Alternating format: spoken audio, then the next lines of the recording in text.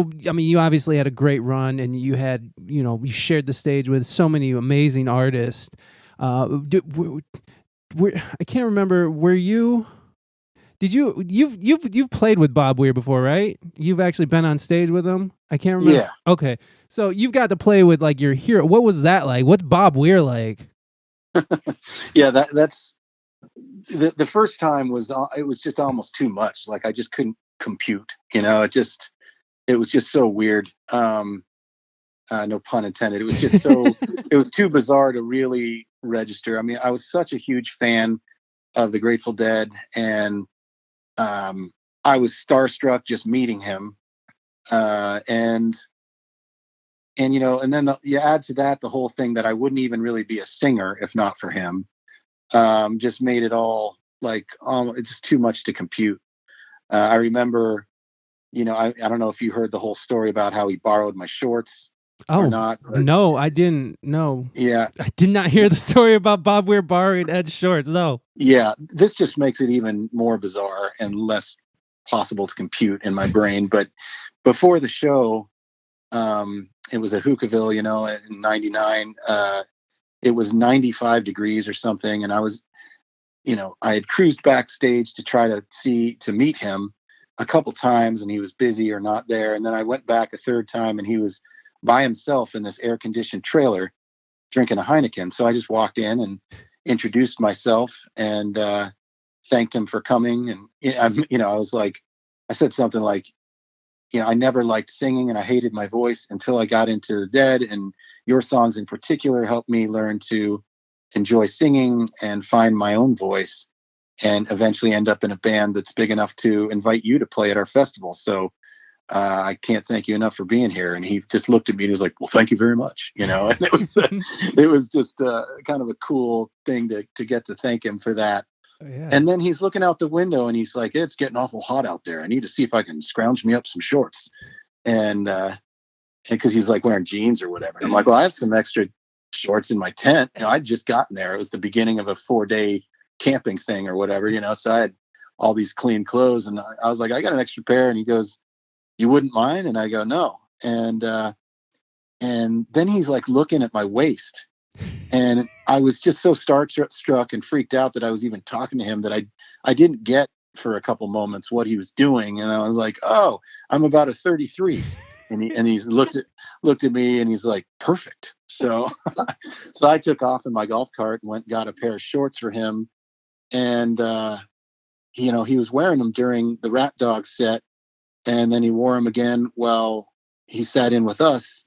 And there was this white, like bleach dot on one of the thighs of these shorts that I, were just some mistake I'd made doing laundry or whatever. And I remember just like looking over and seeing that dot and just going, what is Bob Weir doing there in my shirt? This makes no sense at all. None of this makes any sense. And I just, I think I drank a few more beers than I normally would just to try to calm my spinning brain down.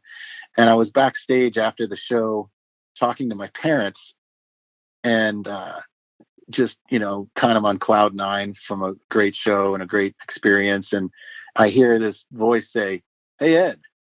And it's Bob Weir saying, hey, Ed. And I'm like, I can't believe Bob Weir is beckoning me right now, And I look over and I'm like, what's up, Bob?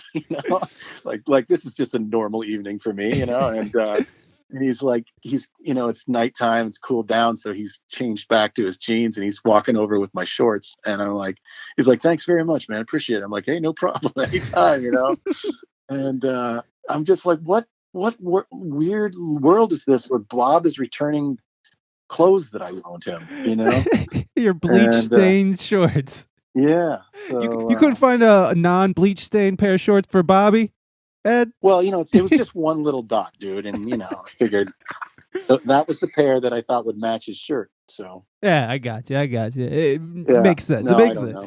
So, that's amazing, by the way. That's an amazing thing. I had Johnny Starcat on the show a couple weeks ago, and he was telling me how one of the, I think his last chance to dance, he was like, Johnny's here, so let's play Johnny Be Good, or what is it, Johnny Be Good? I think they did. I think that was it. And so I love those stories. That's just casual encounters, and it's just, and for Bob, it's probably like he's probably heard that like 1,000 trillion times, right? And then, Right. but like for him to be, still gracious to return, like just to say thank you, and like that. I love that. I love it when like those, like when the people who like those legends are still like people, you know what I mean? And they're not Mm-hmm. these fucking horrible, I got just, to tell you this. I got to tell you this one thing then, because I'd love to I had hear. this amazing experience with him later on down the line. I can't remember what year it was. I think it was a year or two later.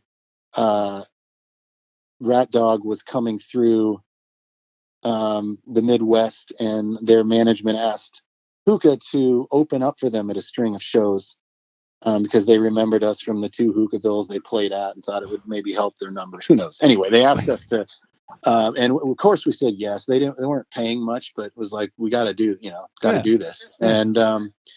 And so we had played like a couple nights in a row or something, opening for them, and I just kind of would see him backstage and the other guys in the band. They were all friendly. And I would say hi, but I wouldn't like try to bother him or anything, because I'd already felt like I already had my yayas out and I'd met him and stuff. But I didn't want to bother him. But one night, I think it was like the third or fourth night that we had played with them, opened up for them. We were in, I think it was Madison, Wisconsin, and some old theater we were playing in. And I was backstage, um, and our show was done, and Rat Dog had played, and they were done, and I was just drinking beers backstage. I had quite a bit at that point, because I was just having a good time, and I see Bob walking by with like his coat and canvas bag full of some stuff, and I'm like, taking off for the night, and he goes, like I'm just acting casual, like I just chat with Bob Weir, like it's no big deal. Yeah. You taking off tonight, Bob? And he goes, he's like, well, I was just gonna head out to the bus. Got a nice single malt scotch out there. Do you like scotch? And I'm like, sure. Like I don't even know what he's talking. At the time, I'd never probably had scotch. I just drank Heineken, and but I was like, sure, I'm not gonna say no to that casual invitation. So I ended Never. up like walking out there behind him. Like I didn't even go back to get my coat or anything. I just was like, I don't want to miss this chance. So I go out on the tour bus with Bob, and it's just me and Bob. There's nobody else on the bus, and it's quiet. And it's the first time I've like gotten this kind of I mean, I guess when I first met him in that air conditioned trailer, it was like that, but I was too geeked out to even really speak then. He didn't know who I was. Now it was like he's inviting me onto his bus, and it's quiet. It's just us two. And he gets this scotch out. I wish I could remember what it was, because now I drink scotch and I would love to know what I was drinking with him. But he poured some scotch for us, and we sit down at the little table that's in a tour bus, and facing each other.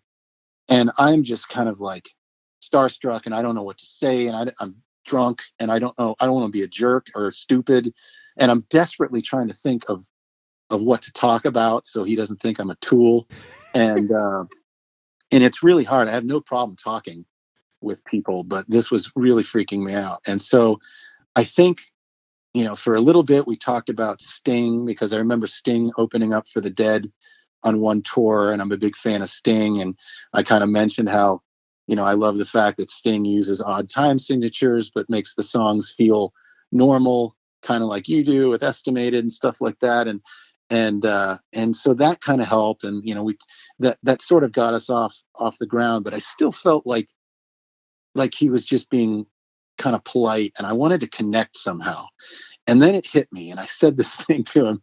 I mentioned something. We were talking about songwriting because of that. And I said, yeah, it's sometimes kind of weird for me to be in this band Hookah, where I work so hard on my guitar skills, and I write these songs that are sometimes barely in my ability to even play. And then you get out there and play them, and people just give all the credit to the lead guitarist because he's such an unbelievable guitar player. And Bob looked at me and he goes, I know just how you feel.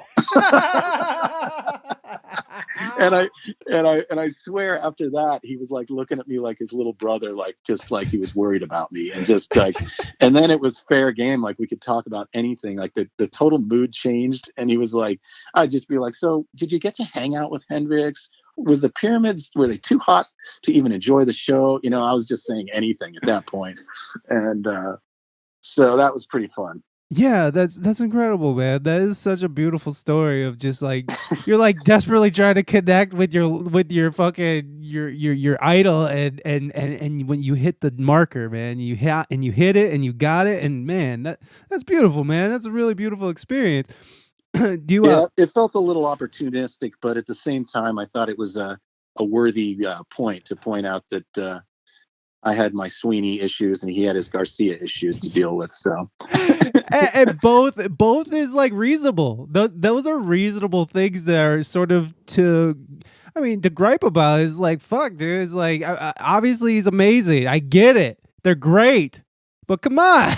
what yeah, about that? It's not really even a gripe. You can't even gripe about it. No, you All can't. You can do is be grateful, you know, to have absolutely that going on. But at the same time, it's just like you get drowned a little bit, you know, or eclipsed, I guess is a better word. My good friend Harold would always call me the other guitarist in acoustic hookah, which cracked me up. The other guitarist. Yeah. Well, at least it's coming from a friend and not from the audience. Hey, other guitarists, play this. Right. Yeah.